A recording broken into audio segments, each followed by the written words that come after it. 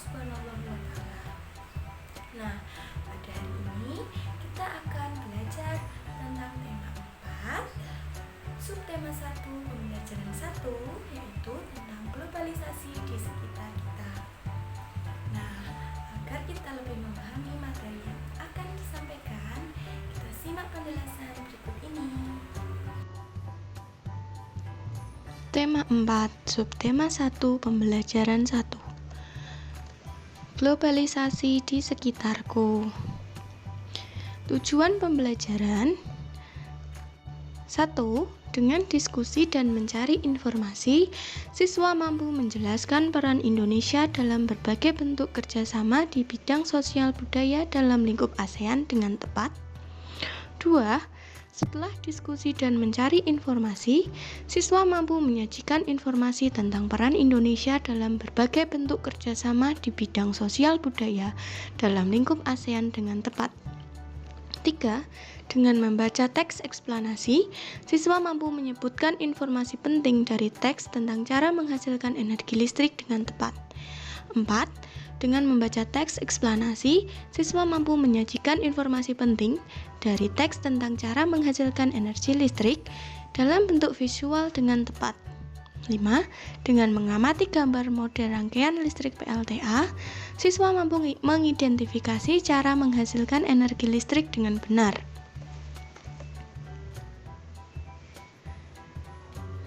Nah, apa itu globalisasi?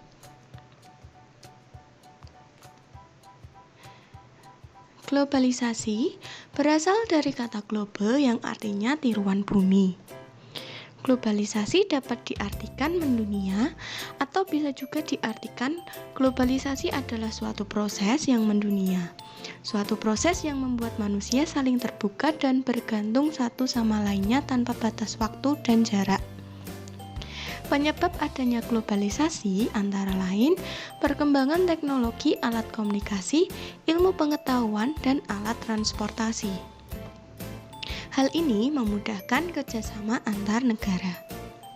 Berikut adalah contoh-contohnya. Yang pertama, pada era globalisasi, kita dengan mudah berkomunikasi dengan orang yang berada di tempat yang jauh hanya dengan melalui video call atau telepon.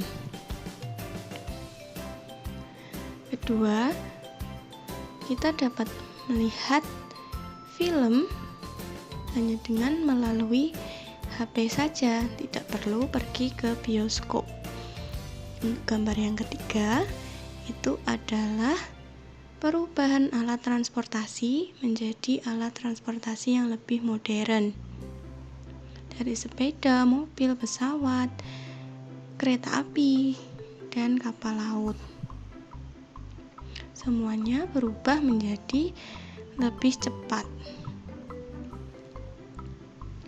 Dampak globalisasi menguntungkan, namun di sisi lain juga dapat merugikan.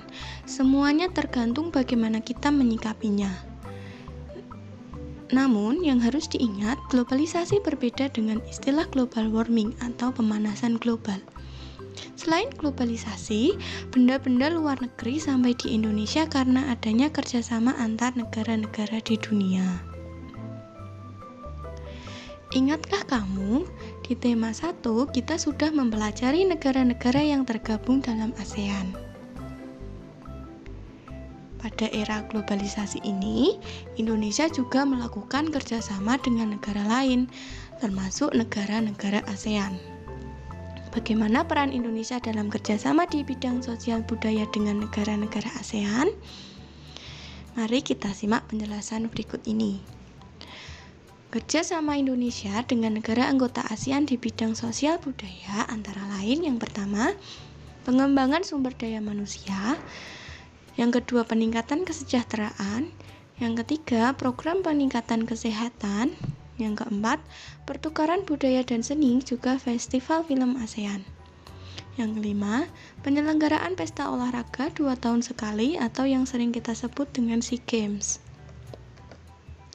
Berikut ini adalah gambar dari kerjasama Indonesia dengan negara-negara ASEAN.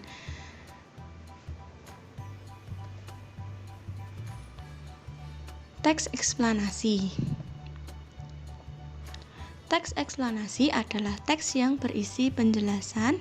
Susunan teks eksplanasi terdiri dari yang pertama, paragraf pertama berisi pernyataan umum berupa topik masalah atau permasalahan umum yang dibahas. Yang kedua, paragraf kedua dan seterusnya itu berisi fakta, pembuktian atau proses penyelesaian dari topik yang dibahas. Yang ketiga adalah paragraf terakhir berisi simpulan, pesan atau kesan tentang topik yang dibahas. Berikut ini adalah contoh teks eksplanasi dengan judul Thomas Alva Edison sang penemu bola lampu pijar. Pada paragraf pertama itu merupakan topik masalah berisi tentang penemuan bola lampu oleh Thomas Alva Edison. Untuk paragraf kedua adalah deret penjelas. Paragraf kedua berisi tentang Thomas Alva Edison tidak pernah menyelesaikan pendidikan resminya dan pada tahun 1861 menerbitkan koran.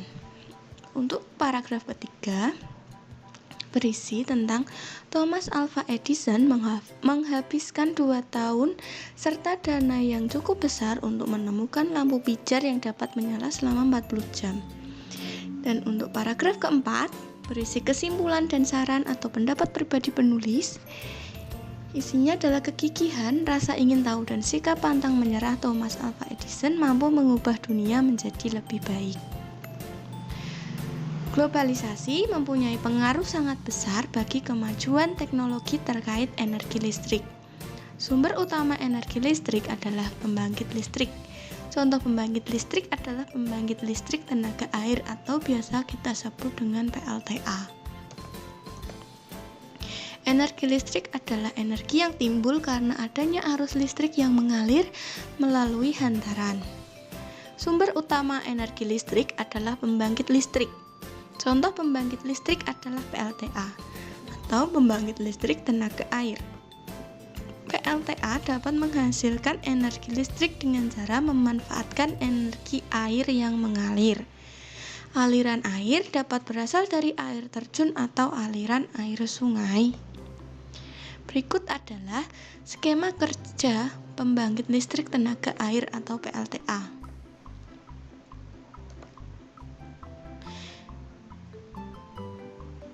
Berikut adalah gambarnya dengan keterangan sebagai berikut. Yang pertama, gambar pertama itu adalah air yang ditampung di waduk.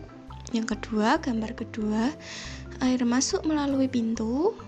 Selanjutnya yang ketiga itu merupakan air diatur oleh katup pengaman. Yang keempat, air disalurkan saluran air melalui saluran khusus pada bendungan PLTA. Yang kelima, air di dalam pipa pesat. Untuk keterangan keenam, gambar keenam, katup pengatur tekanan. Yang ketujuh, mengalirkan dan mengarahkan air ke turbin. Yang kedelapan, untuk mendapatkan tekanan energi yang besar, energi potensial air kemudian menggerakkan turbin. Energi gerak tersebut kemudian diubah menjadi energi listrik oleh generator. Untuk keterangan gambar yang ke-9, energi listrik dari generator kemudian diatur kapasitas tegangannya dan dialirkan oleh transformator. Yang ke-10, energi listrik kemudian dibagikan ke konsumen oleh saluran transmisi. Skema pembangkit listrik mikrohidro. Berikut adalah gambarnya. Di daerah pedesaan yang belum terjangkau aliran listrik, warga membuat pembangkit listrik secara mandiri dengan memanfaatkan aliran air dari sungai atau air terjun yang ada di daerahnya untuk memenuhi kebutuhan listrik warga sekitar. Pembangkit listrik tersebut dinamakan pembangkit listrik mikrohidro. Komponen pembangkit listrik mikrohidro adalah aliran air sungai dengan kemiringan 25 derajat, kincir air, turbin, dan generator.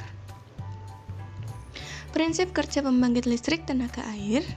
prinsipnya. Yang pertama, aliran air berfungsi untuk menggerakkan kincir air.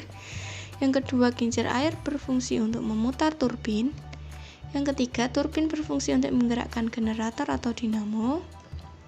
Yang keempat, generator berfungsi untuk mengubah energi gerak atau kinetik menjadi energi listrik. Komponen utama pada semua pembangkit energi listrik adalah turbin dan generator atau dinamo.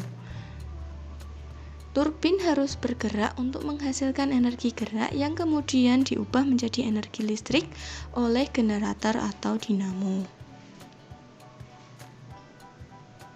Baiklah anak-anak, kita akhiri dahulu pembelajaran kita pada hari ini. Besok kita jumpa kembali dengan materi selanjutnya. Wassalamualaikum warahmatullahi wabarakatuh.